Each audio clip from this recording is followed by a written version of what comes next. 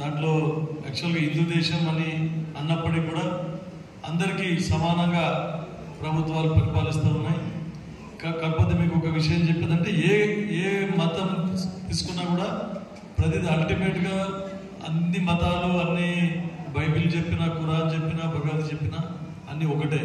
ఎందుకంటే ప్రపంచ శాంతి అని అందరూ కూడా కలిసికట్టుగా సోదర భావంతో ఉండాలని చెప్పేసి అందరూ లోక కళ్యాణం గురించి ప్రార్థించాలని చెప్పేసి అన్ని మతాలు అన్ని గ్రంథాలు కూడా చెప్పడం జరుగుతుంది. కాకపోతే ఎవరు వచ్చినా కూడా ఇప్పుడు శ్రీకృష్ణ పరమాత్ముడు వచ్చినా ఎవరు వివిధ యుగాలలో ఒక్కొక్క భగవంతుని మనము హిందూ ధర్మం ప్రకారం మనం చెప్పుకుంటాం. తర్వాత అల్లా కూడా మీకు మొహమ్మద్ ప్రవక్త కూడా అక్కడికి వచ్చి ఎన్నో భగవంతుని యొక్క సందేశం ఇక్కడ తీసుకొని రావడం జరిగింది. అట్లాగే యేసు ప్రభు గారు కూడా ఇక్కడికి వచ్చి ప్రజలకు అందరికీ మంచిగా చేయాలనే ఉద్దేశంతో లోక కళ్యాణం గురించి ఇక్కడ రావడం జరిగింది. అయితే ఎన్నో చర్చలకు నేను చాలా చర్చలకు వెళ్ళిన చాలా పాస్టర్లతోనే చాలా నా గురించి ప్రార్థన కూడా చేయడం జరిగింది. తర్వాత వారి సంబోధన కూడా నేను ఏవైతే కార్యక్రమాలు కూడా అటెండ్ చేయడం జరిగింది. ముఖ్యంగా నాకు బాగా గుర్తుంది, మా అనురాధ కాలేజ్ గ్రౌండ్లో అప్పుడు పెట్టినప్పుడు దీని గురించి ఎవరు మన బెల్లంపల్లి బ్రదర్ ప్రవీణ్ కుమార్ చాలా అటెండ్ చేస్తే చాలా సంతోషం అనిపించింది ఆ రోజు కూడా. ఎందుకంటే ఆయన చెప్పిన ఈ ప్రవచనాలు ఏవైతే ఉన్నాయో, కానీ ఇంకోటి కూడా బాగా చెప్పాడు ఆయన ఈ యేసుక్రీస్తు గురించి, ఈ మంచి గురించి చెప్పడమే కాకుండా ఆయనకు ఒకటి పవర్, భగవంతుడు స్వరూపం కాబట్టి ఒక పవర్ ఉండేది. ఎవరికి ఏ కష్టాలు వచ్చినా కూడా అన్ని విధాల వారికి తీర్చేవారని చెప్పేసి, ఎవరికి ఆరోగ్యం బాగాలేకున్నా ప్రభువుని వేడుకున్నా కానీ వారి ఆరోగ్యం మంచిగా అయ్యేది. ఏదైనా కష్టం వచ్చినా ప్రభువుని గుర్తు చేసుకునేసరికి వారు మంచిగా చేసేవారు వాళ్ళందరికీ సమాజంలో.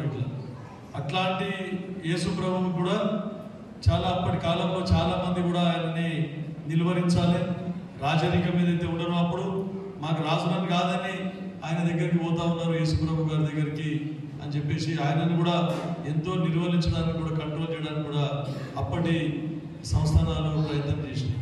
అయినా కూడా ఆయన భగవంతుడు స్వరూపుడు కాబట్టి ప్రతి ఒక్కటి కూడా సమాజానికి మంచిగా చేసుకుంటూ ఆయన ముందుకు పోవడం జరిగింది.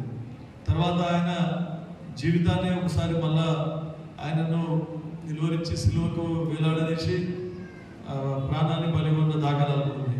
అయినా కూడా మళ్ళీ తిరిగి పుట్టి వచ్చి ఈ లోక కళ్యాణం గురించి పాటు పడిన అని చెప్పేసి మన బైబిల్ గ్రంథం చెప్తా ఉంది. ఎక్కడ పోయినా కూడా మంచితనానికి సావు అనేది ఉండదు. కాబట్టి ఈరోజు ఇంకా మనము ఈ ప్రతి 25 డిసెంబర్ వారి జన్మదినాన్ని, యేసు ప్రభు జన్మదినాన్ని మనం క్రిస్మస్ పండుగగా జరుపుకుంటాము. కాబట్టి సోదరులకు అందరికి ఒకటే చెప్పేది ఏంటంటే అందరం సోదర భావంతో కలిసిమెలిసిగా ఉండాలి. అన్ని మతాలు ఎవరికంటే ముస్లిం సోదరులకైనా, హిందూ సోదరులకైనా, క్రిస్టియన్ సోదరులకైనా అందరం కూడా కలిసికట్టుగా ఉండి మన భారతదేశ సంస్కృతిని, మన భారతదేశ ని ముందుకు తీసుకొని పోవాలని చెప్పేసి మీకు అందరికీ కూడా కోరుకుంటూ, మరొకసారి ముఖ్యంగా మీరు నాకు నేను చర్చలు తిరిగిన ఎన్నో ప్రేయర్లు చేసి చాలా చర్చలు, కనీసం అంటే ఒక 20-25 చర్చలు తిరిగాను నేను గెలవకంటే ముందు. ప్రతి ఒక్కరు కూడా నన్ను ఆహ్వానించింది. ప్రతి ఒక్కరు ఆహ్వానించి సార్ మీరు రావాలి, మా దగ్గర రావాలి. కానీ అన్ని దగ్గరికి పోలేకపోయారు. ఈరోజు శంకరంపేట సోదరులు కూడా చెప్పిన వచ్చిందా? శంకరంపేట సోదరులు ఎవరు వచ్చిందా? శంకరంపేట వాళ్ళకు కూడా అందరికీ చెప్పమని చెప్పిన నేను మళ్ళీ. ఎందుకంటే అదొకటి మెదక్ జిల్లాలో ఉంటుంది మన నియోజకవర్గం. పోయిన మా చైర్మన్ గారు చెప్పినట్టు గతంలో కూడా మనకు చాలా కొంతమంది అందరికీ సమాచారం అందలేదు కాబట్టి వాళ్ళు చాలా మంది రాలేకపోయారు. అప్పటికంటే కొంచెం ఎక్కువ మంది వచ్చారు.